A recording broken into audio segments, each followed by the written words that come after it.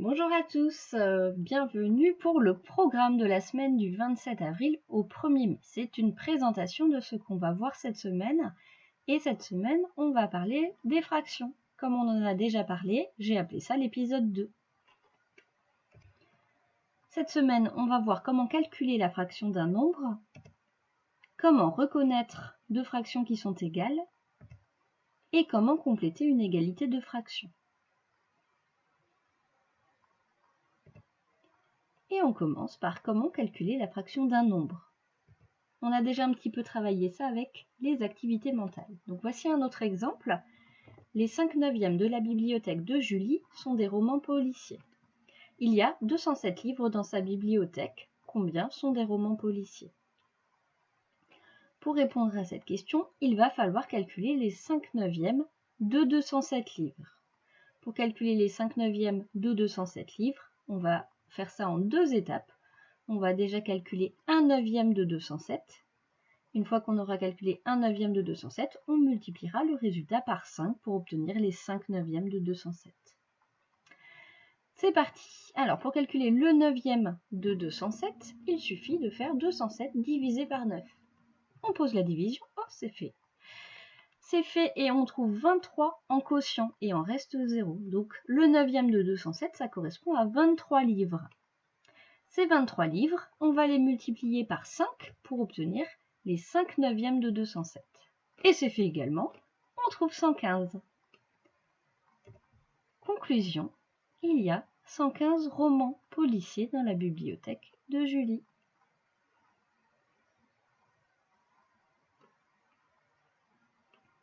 N'hésitez pas à mettre pause sur la vidéo si vous voulez prendre un peu plus de temps.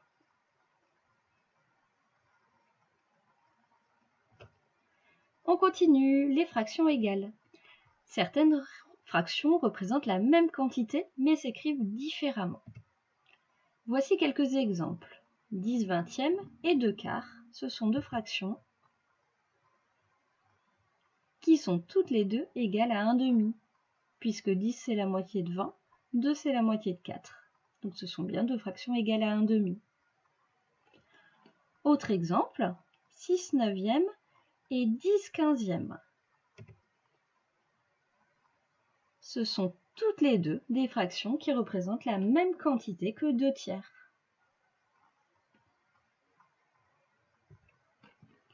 Voici une règle que vous allez devoir apprendre par cœur. Quand on multiplie le numérateur et le dénominateur d'une fraction par le même nombre, on obtient une fraction égale à celle de départ.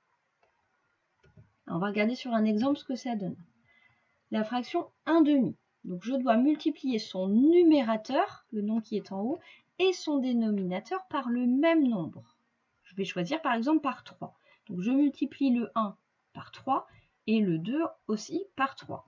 Donc si je multiplie le 1 par 3, ça fait 3. Si je multiplie 2 par 3, ça fait 6. Et qu'est-ce que me dit la règle? La fraction qu'on obtient est une fraction égale à celle de départ. Donc 3/6, c'est bien une fraction égale à 1/2. Voilà ce que veut dire cette règle. Alors là, j'ai choisi de multiplier en haut et en bas par 3, mais je peux faire avec n'importe quel nombre. Je peux faire par exemple avec 5. Si je multiplie 1 par 5, j'obtiens 5. 2 multiplié par 5, j'obtiens 10. Donc 5/10, c'est une fraction aussi égale à 1/2. Et je peux faire aussi avec 7 par exemple. 1 fois 7, 7. 2 fois 7, 14. Donc 7 sur 14, c'est bien une fraction égale à 1/2. Voilà, j'espère que vous comprenez un petit peu mieux cette règle que vous allez devoir apprendre par cœur. Quand on multiplie le numérateur et le dénominateur d'une fraction par le même nombre, on obtient une fraction égale à celle de départ.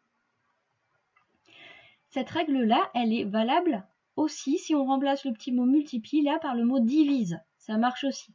Et on va voir tout de suite un exemple justement où on va diviser en haut et en bas par le même nombre. Avec la fraction 20/16. Il faut remarquer que 20 et 16, ce sont deux nombres qui sont dans une même table. Est-ce que vous voyez quelle table? Il s'agit de la table de 4. Donc on va pouvoir diviser en haut et en bas par le nombre 4. 20 divisé par 4, ça donne 5. 16 divisé par 4, ça donne 4. Donc on obtient 5/4. Et la règle nous dit que si on divise le numérateur et le dénominateur d'une fraction par le même nombre, donc ce qu'on vient de faire, on obtient aussi une fraction égale à celle de départ. Donc ces deux fractions, je peux rajouter le petit symbole égal, puisque 20/16 est égal à 5/4.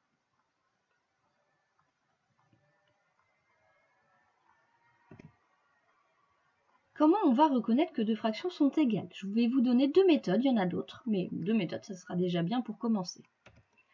La première façon, on trouve le nombre par lequel il faut multiplier ou diviser en haut et en bas pour passer d'une écriture à l'autre. Autrement dit, on se sert de la règle qui est à apprendre par cœur, etc., qu'on a vu tout à l'heure.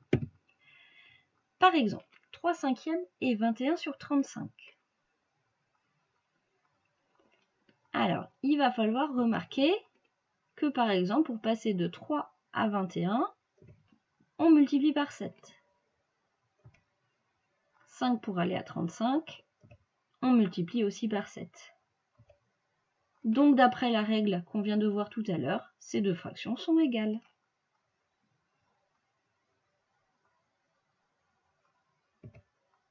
Autre façon, on montre que les deux fractions correspondent à la même quantité. Par exemple, 3/6 et 5/10, ces deux fractions-là correspondent à 1/2, puisque 3 c'est la moitié de 6, 5 c'est la moitié de 10, donc forcément, les deux fractions correspondent toutes les deux à 1/2, donc forcément, entre elles, elles sont égales.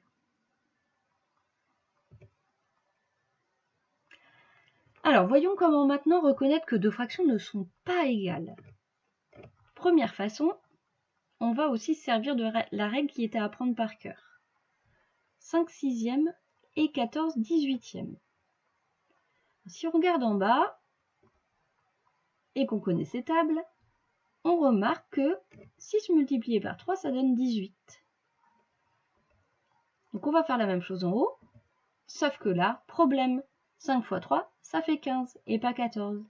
Autrement dit, on ne peut pas multiplier en haut et en bas par le même nombre. Ces deux fractions ne sont pas égales.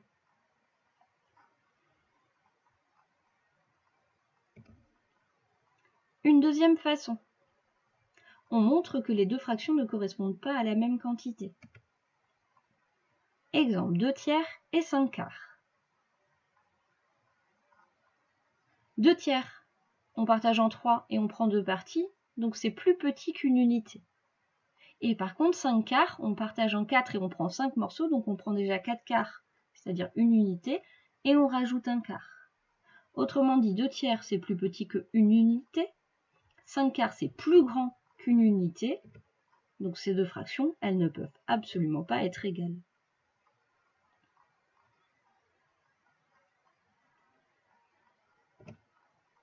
On termine par comment compléter une égalité de fractions. Donc 3 exemples. Et on va commencer par 3/7 est égal à quelque chose sur 70. Alors, il va falloir déjà trouver comment on passe de 7 à 70. Donc on a le droit de multiplier ou de diviser, c'est tout. On n'a pas le droit de faire autre chose. Donc là, hop, on trouve qu'il faut multiplier par 10. Et ensuite, il faut faire la même chose en haut.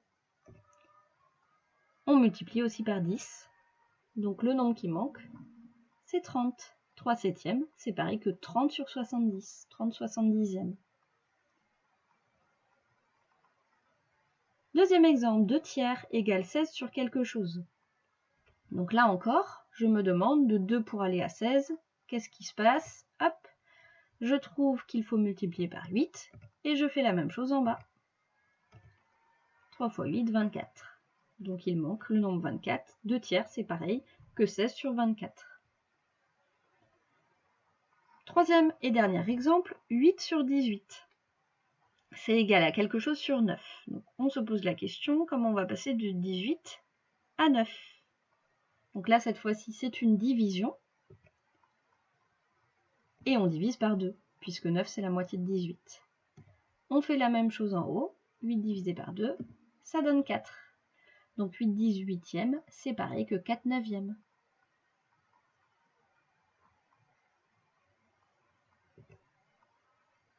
Voilà, à partir de tout ça, normalement, vous pouvez faire tous les exercices du chapitre 14 et avant de faire les exercices, lire et bien comprendre la leçon du chapitre 14 qui reprend un peu tout ce que je viens de dire. Et dans cette leçon, il y a la petite règle à apprendre par cœur. Je vous dis bon courage pour cette semaine et à bientôt.